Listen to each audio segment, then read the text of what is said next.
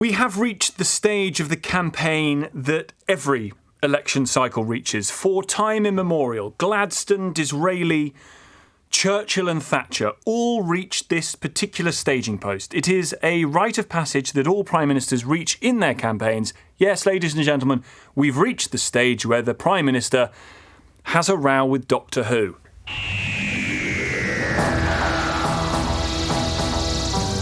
Get rid of it. Cheers.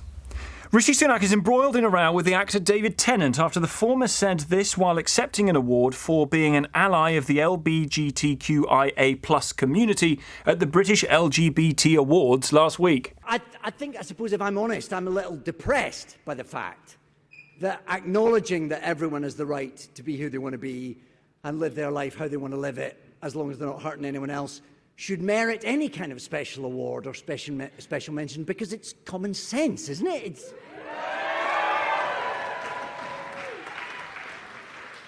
It is human decency. We shouldn't live in a world where that is worth remarking on. However, until we wake up and Kemi Badenoch doesn't exist anymore,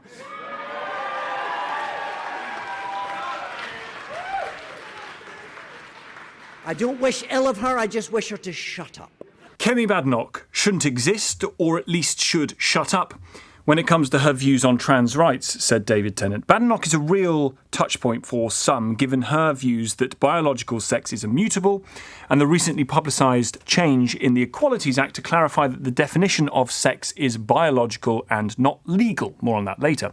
Badenoch responded to Tennant by saying this: "I will not shut up. I will not be silenced by men who prioritise applause from Stonewall over the safety of women and girls. A rich, lefty, white male celebrity so blinded by ideology he cannot see the optics of attacking the only black woman in government by calling publicly for my existence to end." Rishi Sunak this afternoon has said that freedom of speech was the most powerful feature of our democracy, adding, "If you're calling for women to shut up and wishing they didn't exist, you are the problem." I think in bringing in her race, Badenoch is doing something she herself has accused others of, the so-called playing the race card. I don't think there is anything in what David Tennant says that is aimed at her because she is black. There are black women who hold different views to Badenoch on the issue of sex and gender. But it is, I think, a deliberate misunderstanding to view those who state that biological reality, that there is not a single human being in history who has ever changed their biological sex, can never be an ally of LGBT people. Why is that the assumption? When David Tennant says it is common sense to believe that everyone has the right to be who they want to be and live their life how they want to live it as long as they're not hurting anyone, why does he assume that people who hold views like Kemi Badenoch's don't also believe that? You can be who you want to be. What you can't do is deny reality. So what's going on here? Is Tennant the problem by telling a woman, and possibly a lot of other women who hold the same views as Badenoch, to shut up and go away? Is he right to dismiss their concerns as somehow lacking in empathy or understanding that they, in a sense, are bigoted? Do you think people who say that there is no such thing as a human being who can change their biological sex, do you think those people are bigots? What do you think David Tennant is angered or upset by? What I wanted to say about David Tennant was that he is just indicative of the whole non-debate. It started with Stonewall, no debate. I am a constituent of Keir Starmer. Myself and many other women have written to him asking to meet him to voice our concerns and to hear what his intentions are. He won't meet with us. This is just another man telling women to shut up. And what we have to understand about this is... Well, he's telling one woman to shut up, isn't he? Or is he telling... You feel like he's telling you to shut up? Well, of course, because he's telling Kemi Badenoch to shut up because she supports women's rights and the ability that we should have a conversation about what's going on and how it affects women. We hear a lot about trans rights. We don't hear a lot about women's rights. At the weekend, there was a Let Women Speak event in Brighton and Hove. The women had to be locked by the police in a shop for their own safety and bussed away by the police because of a baying mob of masked boys, mostly, in black masks, all dressed in black, shouting at them, scum and fascist. We haven't been allowed to have a debate. And that isn't even reported by mainstream media, that what's going on. We've had Kathleen Stock, who had to be, they're cancelled at universities which are meant to be where we have debate and intelligent discussion. But we're hearing, no, we don't want to hear you. So women are angry. We have legitimate concerns. There's a situation at the moment up north, I can't remember exactly where I think it's 5 nurses who are now going to an employment tribunal because they're being made to share their changing area with a male. Now, 95% of trans women have a penis. They haven't had the surgery. Now, to me, saying trans women are women is as silly as me stating 5-year-olds are adults. They're not. Right. Well, Eleanor, wait there. In the purpose of, for the purposes of having you listen to, stay there, because I want to bring in Cyril, who's in Tooting Bec. Cyril. Hi. What do you think of what Eleanor's saying? Talk to Eleanor. Well, I'd love to know what these rights are that are being deprived, that women are being deprived of because somebody is trans. I think David Tennant is fast becoming my favourite doctor.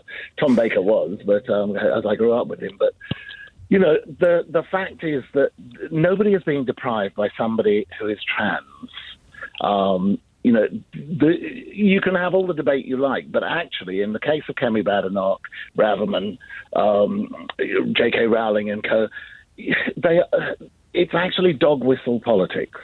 And this dog whistle politics is dangerous because it's not a matter of somebody being shouted at. Brianna Gay was killed. The number of people that are actually attacked. My child was attacked. It was lucky that there were some sensible people in her school that stopped that attack happening. Other children, I just don't see what you get from, actually endangering the lives of others. Eleanor? Yes, can I come back? Absolutely. The rights women are losing are fair sport. Single-sex prisons. We shouldn't be putting male rapists in female prisons. That's happening globally, not just here. Hang on, let me finish. Brianna Gay's death was horrific and sad and awful, and 3 women a week are killed. 3 women every week are killed by men. What we don't know as women is who are the good men and who are the bad men. If you bring in self-ID and a man can just enter a female space, declare himself to be a woman, that's a danger to women. So we do need to have a debate. On Hampstead Heath, there are 3 swimming ponds, men's, women's and mixed. Now that trans women are going into the women's pond, a lot of religious women are excluding themselves, Jewish and Muslim women. Let me bring Cyril back in. So we have to have a debate. Eleanor, let me bring Cyril back in. Cyril, you side somewhat at the notion of women's rights being compromised by fair sport and single-sex prisons. I do. Why? Nobody is saying don't have a debate. Yes, and in terms of sport, yes, there is a debate to be had. But actually, the statistics of those women who are actually taking the blockers and stuff, the fact is that it's been proved scientifically that isn't the case. Now, yes, okay, sorry, you can have that argument. What isn't the case? That there's the unfairness in sport is not as it is quite reported. Yeah, in what way? We need to look at that. Sorry, because in what way? There have been studies done. Yes, you say nonsense, but there have been studies done. Let me ask you a question, then, Cyril. Let me ask you a question. Why does no woman in the entire history of sport, why does no elite woman hold a world record that is faster, higher, longer than that of a man? Because males, have advantage. Whether they lower their testosterone, they have advantage. They have advantage of testosterone, which is exactly stopped by the medication that is taken. No, not just testosterone. Okay. And also, interestingly, a trans woman only has to lower their testosterone to a certain level, which is still higher than what is allowed for female athletes. Okay. So no, that's nonsense. Cyril. Okay. Even if You separate out the argument. The fact is that, yes, okay, if you want to say, okay, trans women or trans boys or men only take part in those sporting activities, great, fine. What does it harm you? It harms female athletes. They win big prize money. There's millions of pounds that women are being denied. It harms children. It harms people who are actually being attacked by this sort of senseless dog whistle politics, which is practiced by these politicians. I don't know who the other person is on this line. They may not have any agenda, but I know for a fact that the Kemi Badenochs of this world are doing it because they know they can put division in people. And the fact is that, hang on a sec, Cyril. Hang on, let Eleanor go. Sorry, you perhaps are not aware of all the court cases that's been happening. Court cases that women are winning because they are being treated appallingly. Rachel Mead, social worker, Westminster Council have been ordered to retrain their whole social work team. And Social Work England have also been told they've got 6 months to do it. All right. Eleanor, I appreciate it. Cyril, thank you to you as well. Hopefully there was some light even in the heat of that debate. Thank you both very much indeed.